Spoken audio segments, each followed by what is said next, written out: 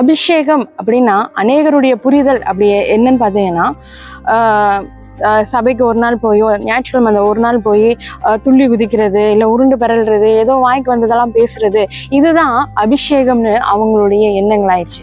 இன்னும் ஒரு சிலருடையது இந்த அபிஷேகத்தை நானும் வாங்கிக்கணுமே, இவங்கெல்லாம் எப்படி குதிக்கிறாங்க, எப்படி நிரம்புறாங்க, இதே மாதிரி எனக்கும் கிடைக்கணுமே, இப்படின்ற ஒரு எண்ணங்கள் தான் அநேகருடைய இருதயத்தில் இருக்கோ தவிர இந்த அபிஷேகம் ஏன் எதற்காகன்ற அந்த காரணமே தெரியாமல் அநேக கிறிஸ்தவர்கள் வாழ்ந்து கொண்டிருக்கிறார்கள், வாழ்ந்து மரித்தவர்களும் உண்டு.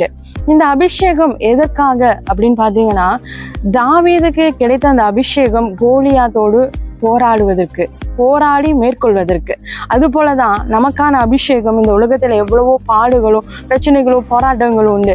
அதை மேற்கொள்றதுக்காக தான் இந்த அபிஷேகத்தை தேவன் நமக்கு கொடுக்குறாரோ தவிர, அநேகர் எதுக்காக பயன்படுத்துறாங்கன்னா, உடனே அபிஷேகம் கிடைச்ச உடனேயே தங்களை எப்படி அர்ப்பணிக்கிறாங்க அப்படின்னா, கம்மலை கழட்டியோ, நகை நான் போட மாட்டேன், இனிமேல் இதை நான் இந்த நான்வெஜ்ஜை சாப்பிட மாட்டேன், செயின் போட மாட்டேன், மோதிரம் போட மாட்டேன், இப்படிப்பட்டதான அர்ப்பணிப்பை உடனே கொடுத்துறாங்க. ஆனா தேவன் எதிர்பார்க்கிற அர்ப்பணிப்பு என்னன்னு பார்த்தீங்கன்னா, கோபப்பட மாட்டேன், பாவம் செய்ய மாட்டேன், நான் போனுக்கு நிறைய நேரம் கொடுக்க மாட்டேன், டிவி நாடகங்களா இருக்கட்டும், சீரியலா இருக்கட்டும், தேவையில்லாத காரியங்கள், அடுத்தது மற்றவங்களை பற்றி குறை பேசுறது, பொறாமை, போட்டி, விரோதம், பகை, இப்படிப்பட்ட காரியங்கள், பாவங்களை நான் விடுறேன் அப்படின்றதுக்காக தான் அந்த அபிஷேகம். அந்த அபிஷேகம் கிடைத்த ஒவ்வொருவருமே தன்னுடைய ஜென்ம சுபாவங்களை மாற்றினவர்களாக தான் இருக்காங்க. வேதத்துல கூட அப்போஸ்தலர் 2ஆம் அதிகாரத்துல அந்த மேல் வீட்டு அறையில கூடியிருந்த அநேக ஜனங்கள் மத்தியில ஆண்டவர் இறங்கினார், வல்லமையா இறங்கினதை பார்க்கிறோம்.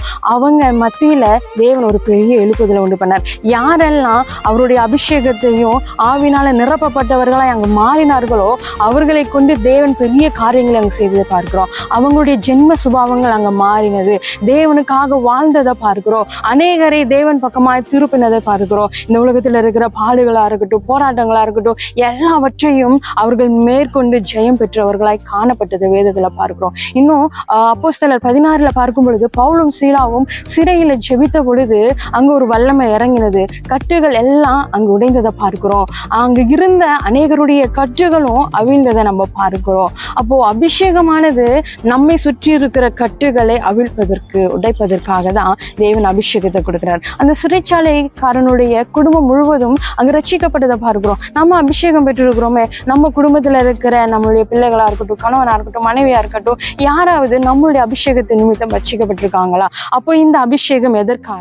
அர்ப்பணிக்கவோ, இந்த மேலோற்றமான காரியங்கள், சரீரத்திற்கான காரியங்களை அர்ப்பணிப்பதற்காக கிடையாது. நாம் ஒரு பரிசுத்தமான ஒரு வாழ்க்கையை வாழ்றதுக்காக தான் தேவன் அந்த அபிஷேகத்தை நமக்கு கொடுத்ததை பார்க்கிறோம். அநேகரை அவர்கள் தேவன் பக்கமாய் திருப்பினாரே. நம்மளுடைய